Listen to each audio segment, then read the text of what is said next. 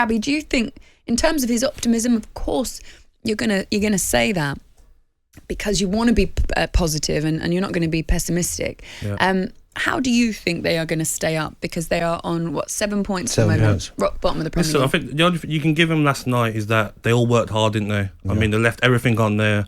Going 10 down to 10 men against anyone in the Premier League is going to be tough.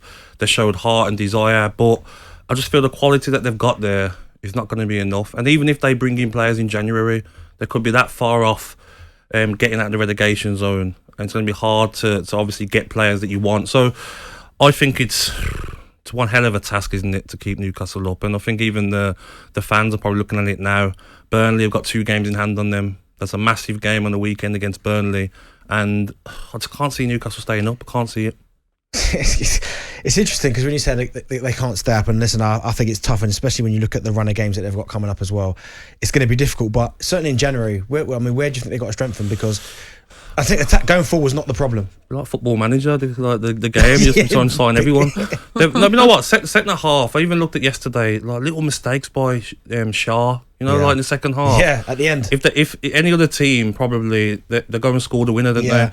I think Joelinton, for me, worked very hard last night, but I don't think he's got the quality to get the goals and assists that are going to keep Newcastle in the league. So, St. Maximin, Callum Wilson, for me, dangerous players. Yeah. But midfield, on the wing, defence, even right back, Manquillo doesn't really get assists. They've got a lot to do, haven't they? Yeah. Even goalkeeper, it's a bit of a tricky one with the goalkeeper. So I feel like they've got a lot that they need to do. And I think they've got the owners and the money, haven't they, to go and do it. So so I don't think they'll stay up. But if they give it a big go in January and sign 5, 6, 7 players with real quality, then they'll have a chance. Yeah. It's just whether or not those players want to live in Newcastle. Gabby, last Saturday, you said this.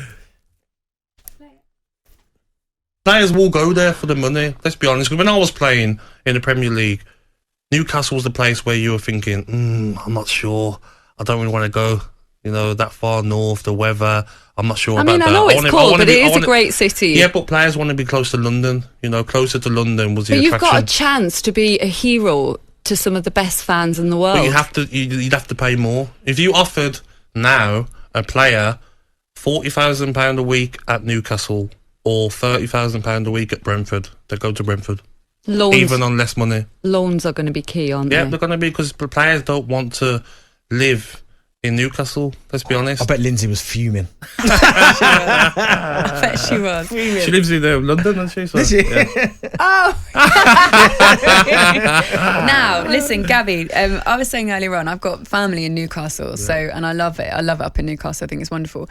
But what I did say, actually, was that there is a part of your argument that I know to be true, because we all know football players that want to have the lifestyle of living in London and are attracted to sign for teams because it's London. So now you have like another opportunity to explain it a bit better. Would you explain it differently, or are you standing by exactly what you said? I'll stand by exactly what I said. I feel that was me. If I had a choice now and I was 25 and had the choice, I would choose Brentford over Newcastle now.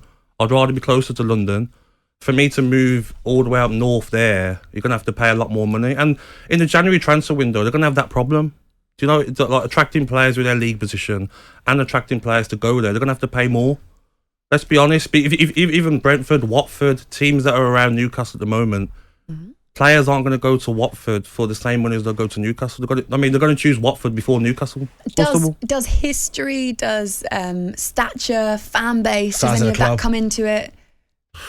Not really, no. Not really, no. Because you say that, and I said to you earlier about Adel Taarabt. Obviously, I know Adel, and he had once he got to a certain level in terms of his salary, can't remember what it was high. Yeah. He had no interest whatsoever in going anywhere up north. It was London. He'd rather stay at QPR or any Fulham, any club he could get in London. I've had like 10, 15 players that are playing now, ex-players, I won't name them, and they said, you're spot on, Gabby.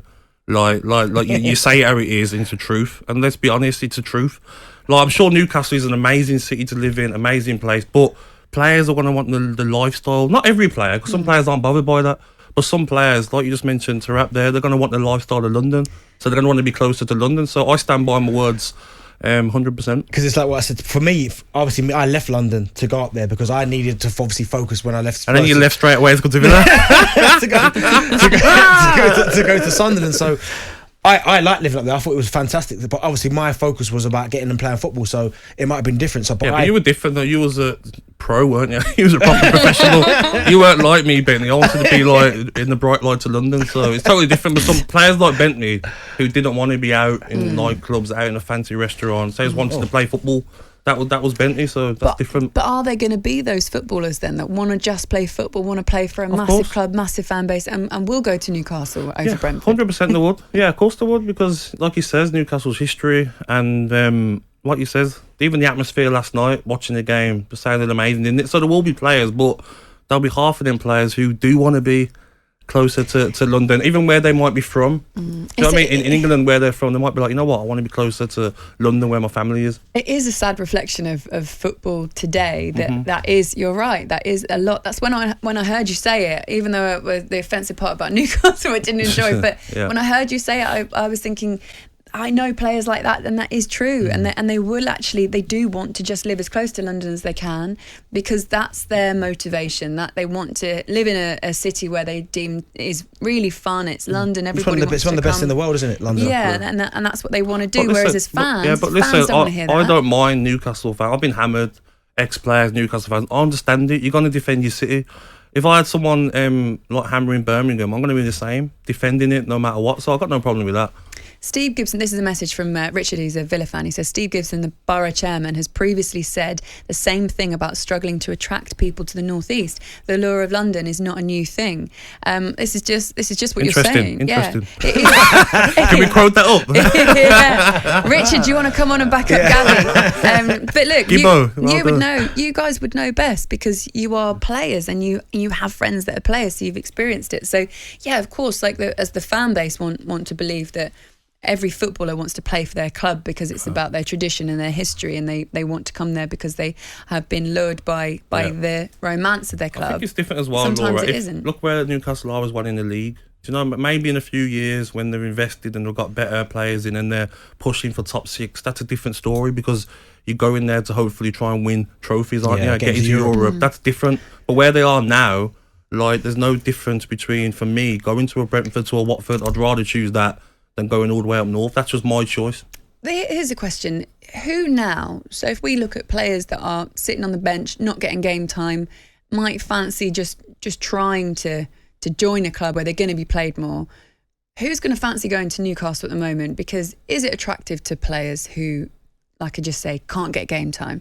Yes, they're going to have to pay over the odds in terms of wages. Exactly. If they're not playing at their club now, and Newcastle come, which is a big club, and they're going to have to overpay, and the wages are more money they'll probably make in their entire life in terms of what Newcastle are going to have to do. Yeah. And of course, Newcastle, if you're not playing for your club right now, of course you're going to go there.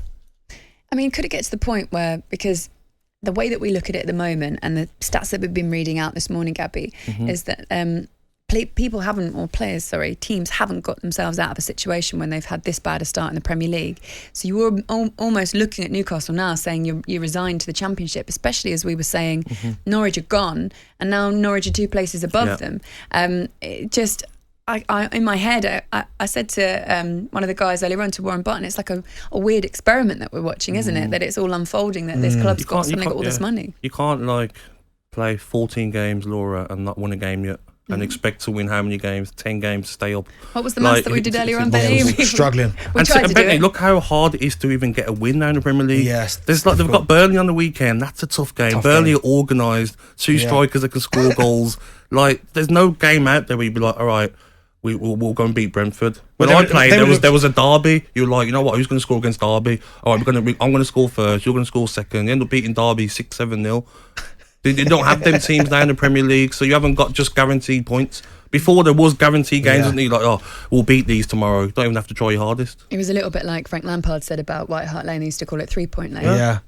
So I just think if they can spend and wisely and bring in top players, then they've got a chance, because if they can keep it to maybe 4, 5, 6 points, bring in some talented players, there's no reason why they can't get out of it. talkSPORT Breakfast with Laura Woods, Monday to Wednesday mornings 6 till 10 on AM, on DAB, via the talkSPORT app and on your smart speaker. talkSPORT.